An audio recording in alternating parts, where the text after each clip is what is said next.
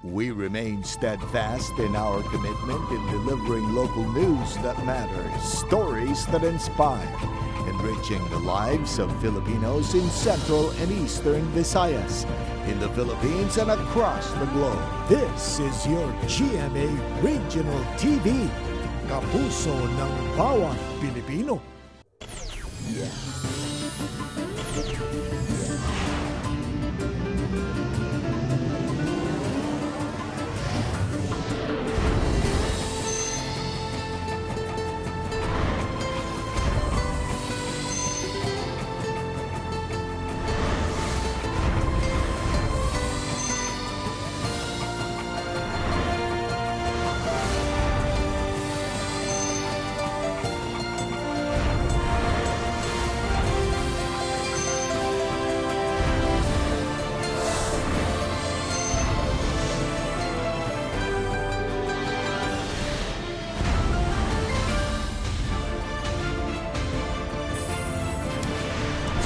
Kini ang GMA Regional TV Balitang Bisdak.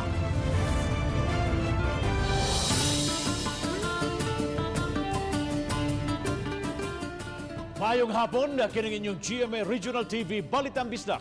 Ang bugtong kasaligan, kasandigan o karangpan sa mga Bisaya. Ako si Bobby Nalsar. Nga maghatod sa labing dako og mga nakunang balita nga mahinungdanon sa Central ug Eastern Visayas. Ako si Alan Domingo. Ako si Cecil Kibod Castro, live sa GMA Complex sa Dakbayan sa Cebu. Nagpinaspasay karon ang dakbayan sa Talisay pagpanglista aron matapos nga ipaduso sa Interagency Task Force pipila ka semana gikan karon. Nagkinahanglan silang makaandam og 170,000 kamangan sa master list nga bakunahan alang na sa community vaccination. Nasayran nga moabot na sa 15,300 ang nahipos nila nga data. Si Femery dumabok sa report.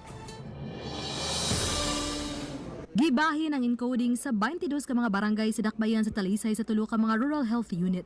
Sa matag Rural Health Unit, maka-encode kini sa 300 ngadto sa 400 sa mga pangan sa mga Talisaynon nga gustong magpabakuna. Mato ni Dr. Lino Alanzado, Talisay City Health Officer, nga sa nahipos nilang data, 15,300 na ang anaa sa master listing nga magpabakuna. Apan giangko ni Alanzado nga layo pa kaayo kini sa 170,000 nga mga ngan nga gikinahanglang malakip sa ilang master listing alang na sa community vaccination. Has at least 170,000 to be master listed for a community vaccination, and we are given only a few weeks to complete that one. Ang 170,000 ka mga tao nga ilakip sa master list mao ang gidaghanon sa 70% sa populasyon aron makabuot ang herd immunity.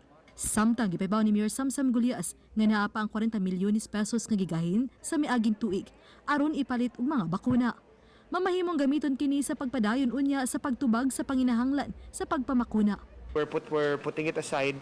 Then if needed, we are going to spend it as far as any expenses as far as vaccination is concerned.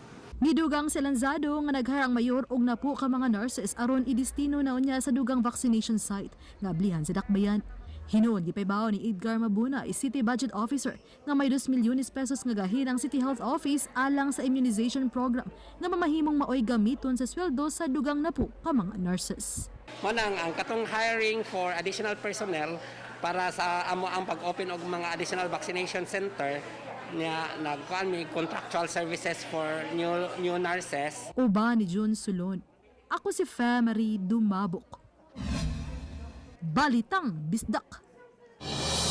Philippine Overseas Employment Administration na may pahibaw nga temporaryo unang gisuspenso ang pagpadao mga bagong na-hire nga mga nurses sa nursing aid o nurse assistants sa gawas sa nasod. Siluan Mirondina sa report.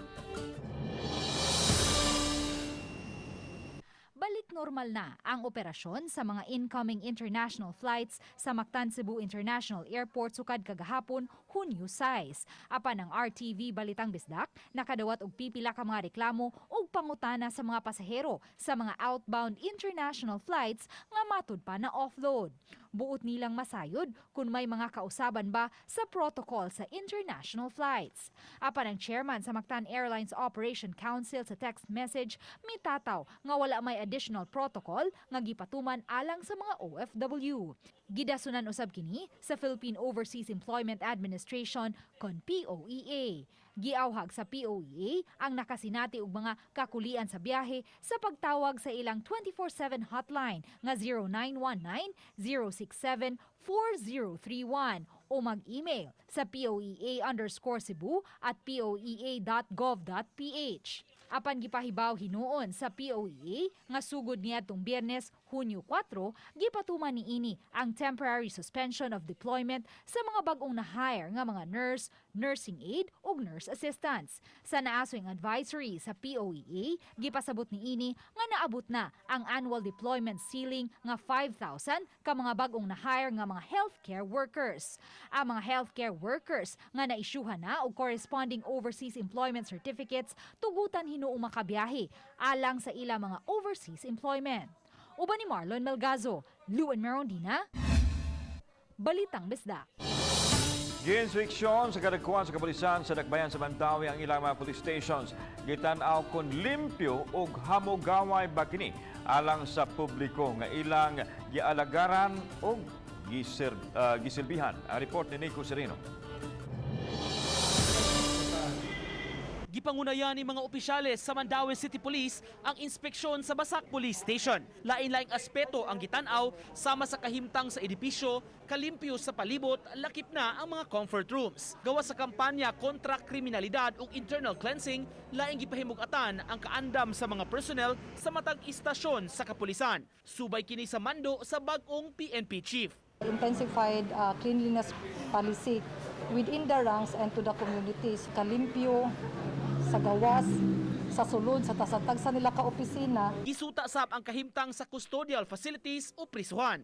Puno pa kini karon gumikan sa kadaghan sa dinakpan apan giawhag sab sila nga mangunay sa pagpanglimpyo. Sa ato ang gibuhat is di na ma-accumulate ang hugaw. So kada buntag na to, kada adlaw na to nga gibuhat, gagmay na lang kayo ang ato ang limpyuhan. Gawa sa Station 3, gi-inspeksyon sab kaganiha ang uban pang mga police stations sa Dakbayan. Regular na kini nga paghimuon pagsiguro nga nasunod ang direktiba sa National Headquarters. Kung may makitang depekto o problema, hatagan og kahigayunan nga makurihian kini sa station commander ug sa iyang mga sakop. Station, ang usa ka opisina sa kapulisan as a show window sa atua sa PNP nga dapat limpyo gyud kay para sa willing ang atuang kuan ang para makita sa atuang community ba nga they are welcome for any complaints. Uban ni Godfrey Relien, Nico Sereno, Balitang Bisdak.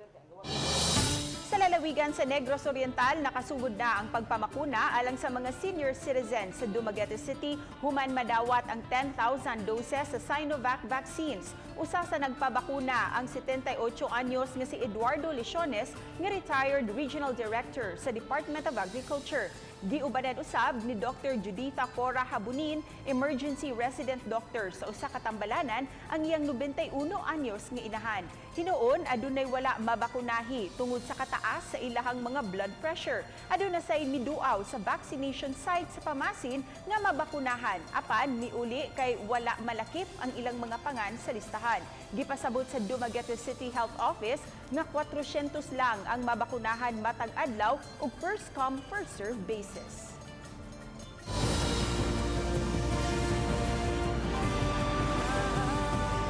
Kini ang GMA Regional TV Balitang Bisdak.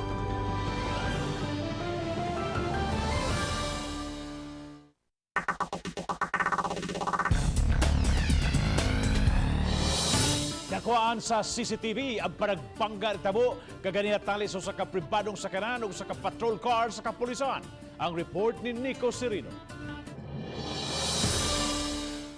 Sa intersection sa A. Soriano Avenue ug SB Cabahog Street, nahitabo ang disgrasya pasado alas 7 kaganihang buntag. Makita ang panag-abot sa intersection sa SUV nga patrol car sa Mandawi Police ug usa ka blue nga private vehicle. Sa laing anggulo sa camera makita ang private vehicle nga imbes pa right turn nga lane milahos hinuon kini. Wala siya nakapag-giveaway.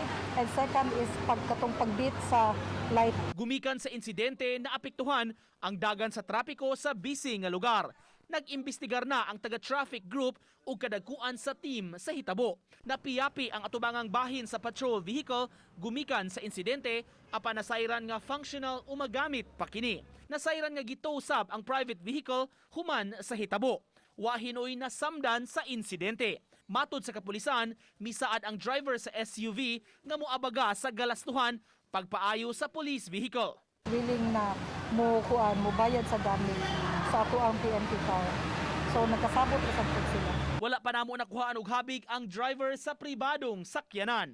Uban ni Godfrey Relien, Nico Sereno, Balitang Bisdak.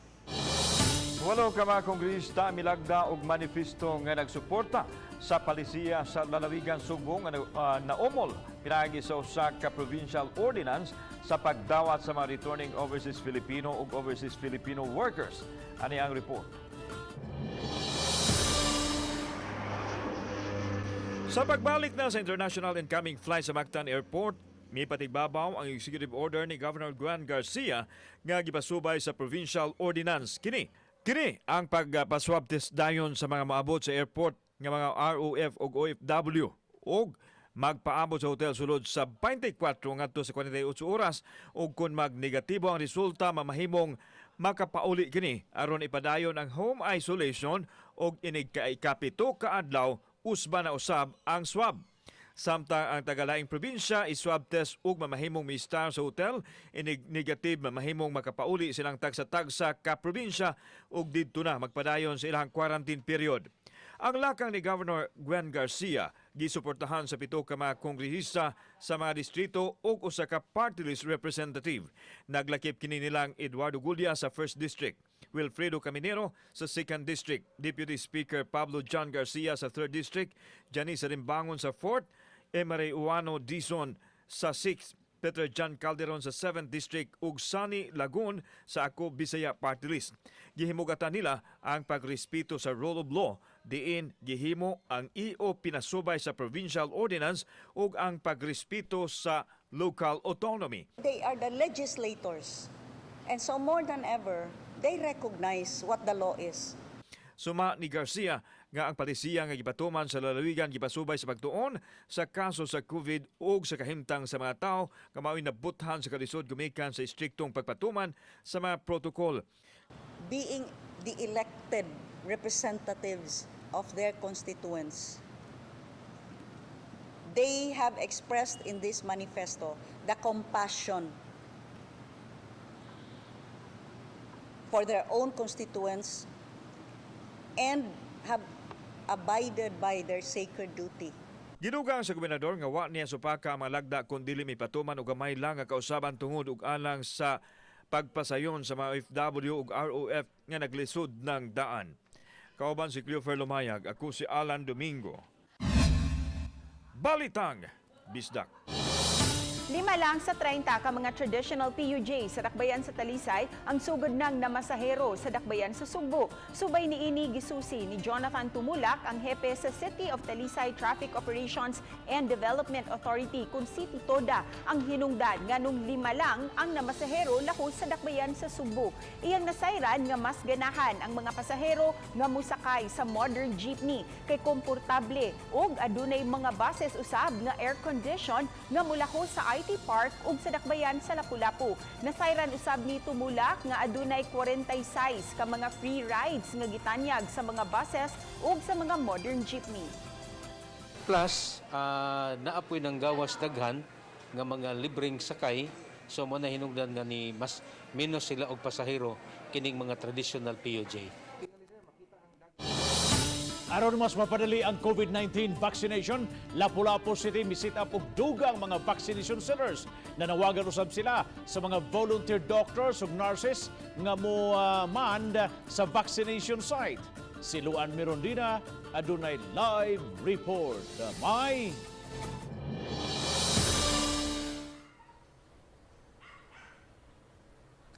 Yes, Bob, aron makuha ang target nga 800 ka mga individual nga babakunahan matag adlaw, mag-set up og 3 ka mga dagkung vaccination centers ang Lapu-Lapu City. Apan lagi ang problema kay nagkuwang usab ang mga medical frontliners nga muman niining maong mga vaccination centers. Ang City Auditorium, Hoops Dome ug Island Central Mall ang tulo ka mga dapit nga gikatakdang buksan isip mga main vaccination centers na unya sa Lapu-Lapu City. Ang Gunob Elementary School ug Agos Covered Court nga kasamtangan karong gigamit isip vaccination centers sa A2 ug A3 category magsilbi na lang unyang satellite vaccination sites. Para ining-abot sa vaccine nga ubay-ubay, ready ta to accommodate no ang influx sa tao. Also, gi-prepare na nato daan nga dako-dako gid siya, which is katong ideal based on the vaccination manual given by the Regional Vaccination Operation Center. Kay inig-abot sa A5 nga katong general population indigent, ma-expect kita og influx. Sa pagkakaroon, moabot na sa 41,247 ang na-master list sa lokal nga kagamhanan human gisugdan ang house-to-house profiling. Tinguha sa city government nga mabakunahan ang 318,480 ka mga upunganon o 70% sa populasyon sa dakbayan. Kung sa nakalabayng simana, ang mga nanag-edad og 18 anyos pataas pa lang ang gipaubos sa profiling, karon gitinguha na sa City Health Office nga malakip sa profiling ang mga nanag-edad og 3 anyos pataas. I-suggest mga na-arvoc nga kanang master list na mi as young as kanang 12 years old gani. No? So karon para mausa lang mga dili pun magbalik-balik na gyud, mo na lang namong di-master list nga iapil na lang po itong mga bata. Kay eventually tingay for the future tingali nga mga activity tingay moabot na ti punta na nga yung to nga maubos ang atong vaccination nga mas younger age group na. Apan lagi ang tinguhang mapaspasan ang pagpamakuna ng inahanglan og dugang mga doktor o mga nurse. Gani sa FB page sa mayor, nanawagan kini sa mga medical frontliners nga mo volunteer aron muman sa mga vaccination centers. Ang mga in-house nurse sa PEZA ug mga doktor ug nurse sa ubang mga hospital gitinguha karon nga hangyuon sa lokal nga kagamhanan aron mutabang sa mga vaccination centers. We know that they have their regular duties kini nga mga companies, but unta 1 or 2 days in a week mo kuan lang sila sa ang vaccination sites, dito sila mo duty. Kasamtangang ana-ana sa 13,766 ang nakadawat na sa first dose sa COVID-19 vaccine. Samtang 3,676 na ka mga upunganon ang nakakumpleto sa duha ka dose sa bakuna. Bob, sa pagkakaroon, 950 na lang ka mga doses sa AstraZeneca vaccine ang available nga bakuna karon sa Lapu-Lapu City ug napanglantawan nga makonsume na kini karong adlaw o kahaugma. Ang DOH-7 mipasalig man hinuon nga adunay dugang supply sa bakuna nga maabot apan wa pa usab sila muhatag og tataw nga petsa. Bob? Daghang salamat, Luan Mirondina sa imong live report.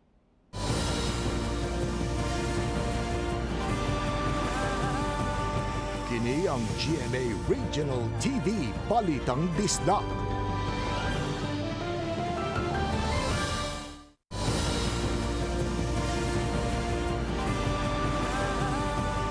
Kini ang GMA Regional TV Balitang Bisdak. Isang ato kasong cyber libel si LTO-7 Regional Director Victor Kaindik batok sa 5 ka mga motorcycle dealers dinhi sa Sugbo nga miakusar kanya og korupsyon. Gumikan kini sa matud pa ano maloso nilang ipanghimo. Ang report ni Nico Serino. Baga-bagang mga dokumento ug ebidensya ang dala sa kampo ni LTO Director Victor Kaindik dihang misang at sila og kaso sa Mandawi Prosecutor's Office. Duha ka counts sa cyber libel ang gisang at batok sa 5 ka mga motorcycle dealers dinhi sa Sugbo. Ang kaso naggumikan sa gibulgar sa mga kompanya nga kuno ang LTO Director nangayog padangog sa matag transaksyon. Butang nga gihimakak ni Kaindik maong misumbalik siya pagsangat og reklamo. Sa investigasyon sa LTO, gipagawas kuno sa mga dealer nga 95% sa mga namalit kanila og motor gi-cash purchase bisan kun kadaghanan niini installment o utang. Matud pa may makuha kuno sila nga bahin niini. For 100,000 the government will be losing somewhere between 9,600 to 10,000. That is the amount that government loses. If you are buying... Pahimangno sa LTO sa mga buyers, mo demand sa original nga OR o CR sa ilang mga motorsiklo o dili kini ibilin sa mga dealers bisan kun wala pa maimpas ang sakyanan. Bayad sila sa sakto nilang utang sa gobyerno ug hatagan og hustisya ang tanan nga ilang giabusaran ng mga nakapalit og motor. Pila ka libo nga pobreng Pilipino na imburguhan og mga motor karong pandemya. Yan ora gi-embargo war ni agi og judicial process. Lain pang suliran ang pagkuha sa mga plaka sa LTO kay ang mga owners dili makadali-dali og kuha niini kay giingong muagi pa sa ilang nga dealer. Ang katawanan, ang gusto mo claim sa ilang plaka, kinahanglan mangayo pa sila sa dealer dito og request na sila ang dealer ang pa-claim mo ngadto sa plaka. Because they have been denied the original documents of their motorcycle registrations. Kani nga issue nagpatong-patong na. Kining maong mga issue sa motorsiklo ang gituki sa nagpadayon nga hearing sa Senate Blue Ribbon Committee nga mag-resume ugma. Wa pa namo panganli ang mga motorcycle dealers kay kuhaan pa namo sila sa ilang habig. Uban ni Godfrey Relien, Nico Sereno, Balitang Bisdak. Nibalik na ang pagpamakuna sa Lagtang Vaccination Center alang lang sa 149 ka mga doses. Wala pa masayod ang mayor kanusa mapada ang dugang mga bakuna. Si Femery dumabok sa report.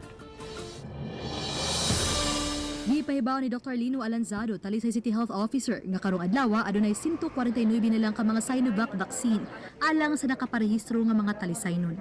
Samtang 40 usab ang nabilin alang sa second dose. Sa kritibukan, maabot na sa 6,208 ang nabakunahan. 4,999 ini nabakunahan na sa first dose, samtang 1,209 na ang nakakompleto o nahumana sa second dose. Apan gipasabot ni Alanzado nga wa pa siya masayod kun kanus-a makapada ang Provincial Health Office og dugang supply sa mga bakuna. Mo provide ang IATF niya pohon sa kanang mga bakuna. Wala na priority dili na A1, A2, A3 but community vaccination. Wa pa usab masayod si Mayor Samsam Gulyas kun kanus-a makapada ang Department of Health og dugang supply alang sa dakbayan.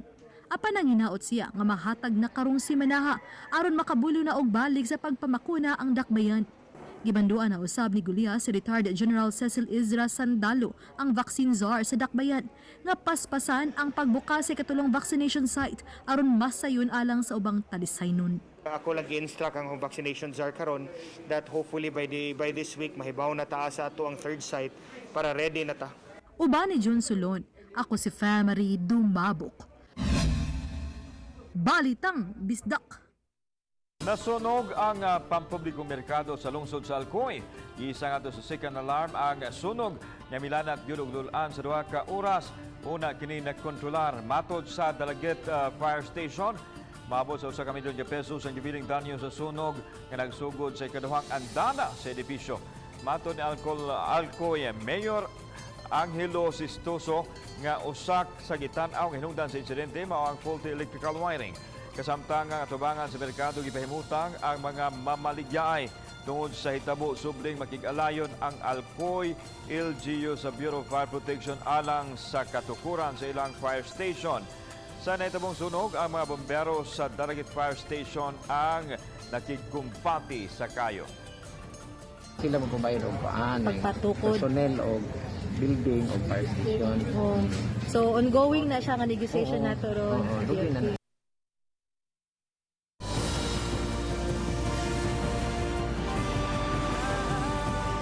Kini ang GMA Regional TV Balitang Bisdak.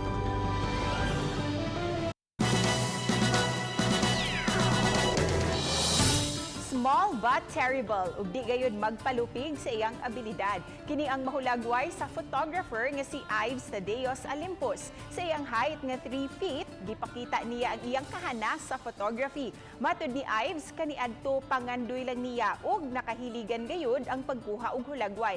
Apan siyang inanay nga paningkamot ug pagkat-on, nabansay na gayud siya sa photography. Karon nahimo na usab niyang panginabuhian. Lain-laing mga events na ang iyang na-document. Butang nga nakapaagni pa kaniya nga mas maningkamot pa sa iyang panginabuhian.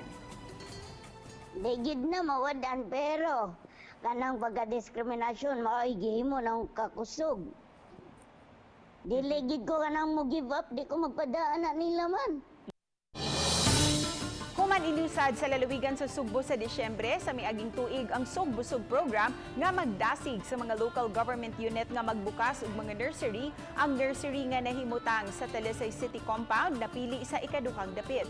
Matud ni Mayor Samsam Gulyas nga daghan ang mga talisaynon karon ang nagkat-on sa pagpananom pinaagi sa backyard o urban gardening. Ang nursery aduna na usay gamay nga poultry ug aquaponics, fruit-bearing plants, mga utanon ug bisan mga herbal plants.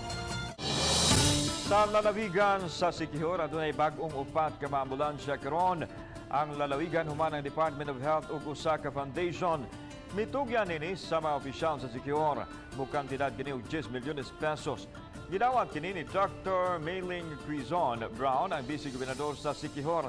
Lakip sa gihatag ang kahimanan sa ambulansya ug mga kahimanan medikal ug daghan pa. Aduna usay duha ka cellular phones alang sa ambulansya ug sa tambalanan. Ang mga malupyo sa malungsod sa Maria, San Juan ug Lassi ang maalagara niini. Kini atong latest weather update Monday, June 7, 2021. So far sa atong latest satellite image, wala tayo monitor na low pressure area sulod sa atong Philippine Area of Responsibility. Ang southwest monsoon or habagat ang nakaapekto sa may Luzon, samtang kining intertropical convergence zone o kini ang panagtagpo ng duha ka hangin gikan sa northern ug southern hemisphere ang nakaapekto sa Visayas kasama ng lalawigan sa Mindanao. Ang tibuok sa Visayas, Palawan kasama ng Kalayaan Group of Islands ug ang Occidental Mindoro makasinati na medyo mapanganuron ngadto na sa madag-umon na kalangitan ug naay mga pag-uwan o kini mga pagpanugdog og kilat. Padayon ta mag-monitor sa atong mag-i-issue ng mga thunderstorm or rainfall advisories kasama ng heavy rainfall warnings. Ug para sa atong mga dugang detalye, bisitaha atong mga official social media accounts. Kini si Jomer Clarino gikan diri sa Mactan, Pag-asa, Visayas, DOST, maayong adlaw.